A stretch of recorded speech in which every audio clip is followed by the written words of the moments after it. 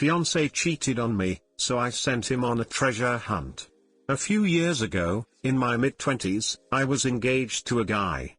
Obviously I thought he was worth it at the time, but it turned out I was very wrong. My fiancé was living with me, though he still maintained a studio apartment across town due to his super old-fashioned parents. They were footing the bill for some of the wedding and we decided to keep them placated by keeping up the illusion of living separately.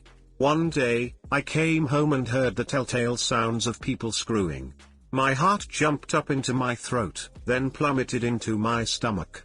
I thought there was no way it could be what I thought, that it must be some recorded romance he was watching. It didn't sound like it was coming from a speaker, though. I crept to the bedroom and found him balls deep in the woman who was going to be my maid of honor in a few months. I wanted to react right then, but didn't trust myself in my potential reaction. So I left, and started to think. Here's where the revenge comes in. I purchased a camera to hide in the bedroom and record when I was gone. If he was dumb enough to have another woman in the bed in my home, he'd done it before and would do it again. It was a matter of waiting. Eventually, I caught them and saved the recording to multiple places, physically and virtually.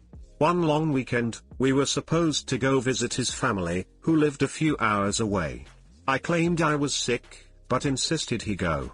While he was gone, I boxed up everything of his that was at my place, which was most of what he owned, and brought it to a storage unit about an hour from where we lived, in an area that had a couple dozen storage facilities.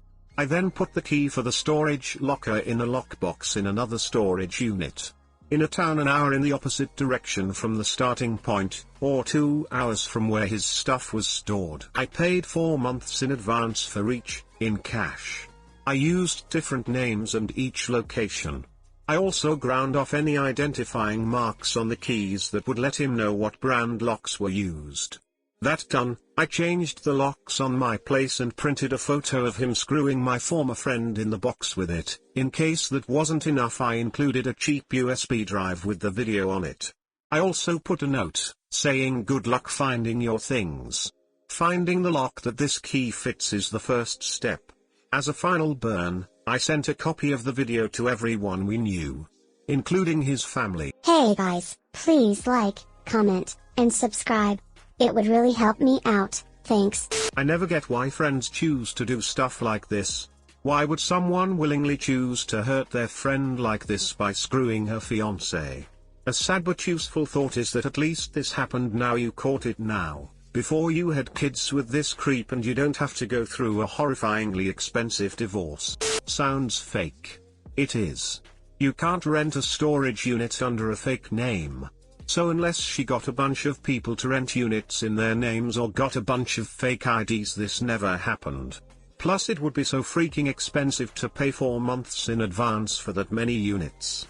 Plus she would have to go back to remove her locks, or she'd just keep being charged. Source: I run a storage facility.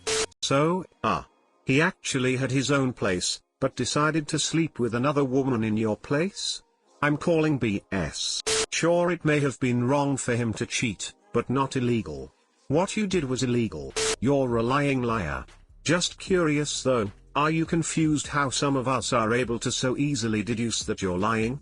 Do you understand how we're doing it? Not OP, but I'd like to know. Guess I am very gullible. Frown. Me and you. Unless the story has tree fiddy at the ending, I believe every story I read on Reddit until I read the comments.